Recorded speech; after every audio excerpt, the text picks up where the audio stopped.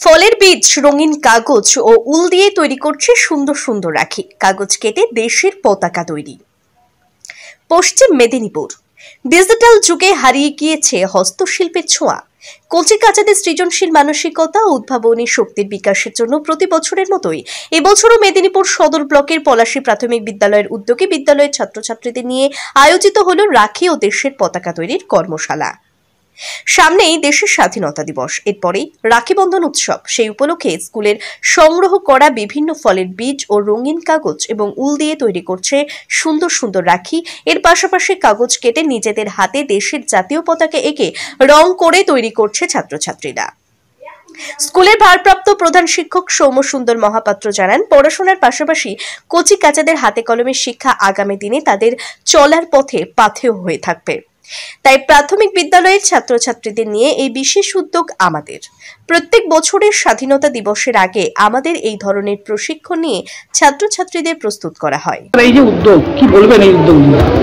এই উদ্যোগ মূলত হাতে কলমের শিক্ষার ভিত যেমন মজবুত হয় এবং শিখন হয় দীর্ঘস্থায়ী। তাই কচিকাচাদের নিয়ে আমরা প্রত্যেক বছরই এটা পালন করে থাকি।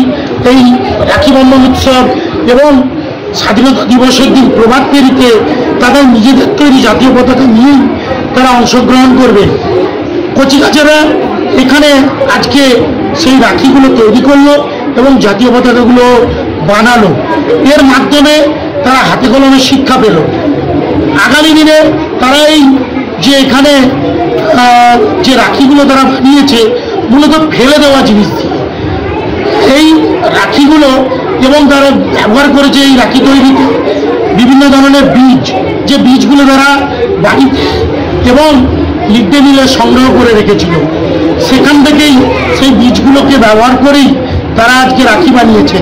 আমরা তাদের বলেছি যে এই রাখিগুলো এমন একটা স্থানে রাখি বন্ধনের শেষে ফেলতে, যেখানে নতুন চারাগাছ তৈরি হবে। সেই চারাগাছ একটু বড় হলেই আমাদের উপকারে আসবে। এই হাতে কলমের শিক্ষা তাদের আগামী দিনে চলার পথে পাথেয় হয়ে থাকবে বলে আমি মনে করি। আমি সৌম্যসুন্দর মহাপাত্র, পলাশী প্রাথমিক বিদ্যালয়ের ভারপ্রাপ্ত প্রধান শিক্ষক।